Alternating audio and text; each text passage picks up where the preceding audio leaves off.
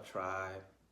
I wanted to address the shooting that happened yesterday at the unofficial Juneteenth celebration at Lake Merritt here in Oakland, California. This isn't the first time. Unfortunately, there was also a shooting in 2021 at the Juneteenth festival. And it's really saddening because obviously Juneteenth celebrates our freedom, us becoming aware that we were no longer slaves and that we could do what we want, that we could pursue education, that we could pursue family members that had been separated from us due to slavery, and that we could strive to be excellent. So the thought of someone shooting up such a festival is deeply troubling. But I wanted to speak to you all about how something like this could happen. Well, follow me on this. And I want to take all the smoke on this, right? All the smoke, I'm willing to take it in the comments. Drop something because I'm about to say something that's been on my heart for a long time now, okay? All right, here we go. I don't know the suspects. Okay, so they said there are as many as 14 people shot. Some say as little as 4. They're reporting different things, but we know multiple people were shot. There was a sister from Richmond, California that said that her friend, she saw him choking in blood, right? The suspect or suspects, no image of them has been released up to this point, but it is safe to assume that that suspect was not a woman. It is also safe to assume that the suspect was not trans or gay.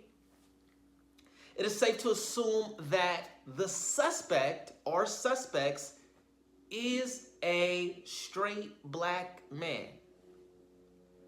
The issue here is that somehow in these movements, in these nonprofits, in these organizations such as Black Lives Matter that tend to engage the world and that people want to get behind, none of these movements center black men that are straight.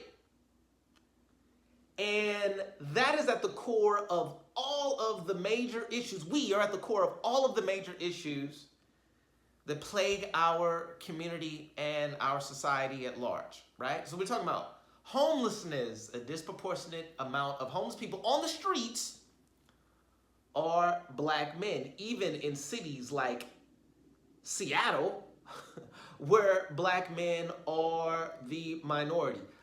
Our black people are an extreme minority. A disproportionate amount of the victims of homicides and the suspects of homicides are black men, okay? A disproportionate amount of the people incarcerated in any given state, in any given county, a disproportionate amount, meaning an amount that is far greater than the percentage that we have of the population, are incarcerated, right? So incarceration, homelessness, homicides, all of these things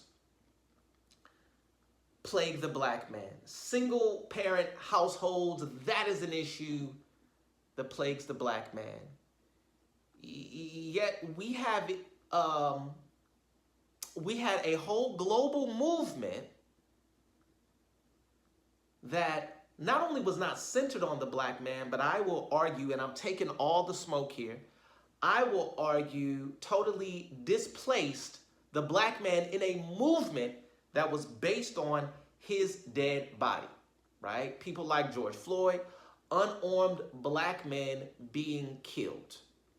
Yet when we talk about the 13 principles, I think they're called 13 principles of Black Lives Matter, you'll have queer affirming, you'll have trans visibility, you'll have, we center the black woman, everything except black men. So all of the insecurities that we have had, all of the self-hatred that we have had, all of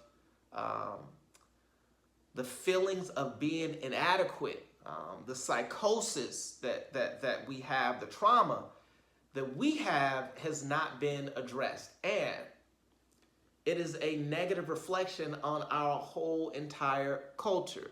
The solution is we have to center black men in whatever issue, in whatever organization, whatever strategy that we have to center the black man, we have to empower the black man. And I'm going to say there are a lot of organizations that will receive government funding, and it will be led by black women, and they will somehow funnel that money into black women and queer people. Like, this is a fact. This is an absolute fact. Drop something in the comments if you don't like what I'm saying. I'm trying really hard not to drop more names of said organizations, but we all know that they are out there. So what happens is it creates an effect where the black man has been detached from a movement that it ostensibly is based on him. And I feel like, you know, we have to do better. But what happens with said movement, if it is based on black men, then it becomes threatening. What happened this time around with Black Lives Matter is they wanted to create a movement that was non-threatening. If it is a movement led by black men with the empowerment of black men, then that is threatening to society. That is threatening to the status quo, right? When you have a movement like the Black Guerrilla Movement in the prisons in California that was set up to hold officers accountable that shot and killed and took advantage of black inmates, then that becomes threatening. When you have something like the Black Panthers that are also going to hold police officers on the streets accountable and protect the black community, then that becomes threatening, right? They're threatening to the establishment, threatening to law enforcement, threatening to white supremacy. But when you come up with a movement that you can fund, because Black Lives Matter was funded by Walmart, it was funded by Target, it was funded by all of these corporations that are thriving and successful, then that means you can control the narrative, you can control the outcome, you can control the fun, you can control everything, you control it. And so what they have done effectively is they have totally alienated the black man. And now what we see is black men engaging in public and wanton and disgraceful acts of violence at a Juneteenth festival because we feel totally ostracized. Not only is this ostracism caused by people outside the culture, but a lot of people inside the culture have bought into this as well. We have been marked and branded as pariahs. And when that happens, then you see things like we saw yesterday at Lake Merritt. So what I want to say is that we need to center the black man.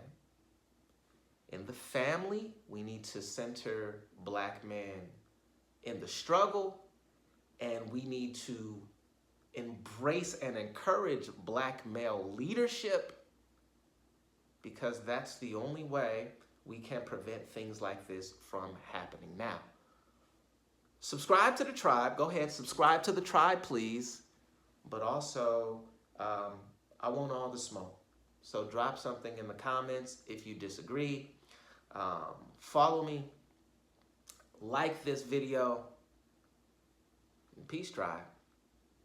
And another one.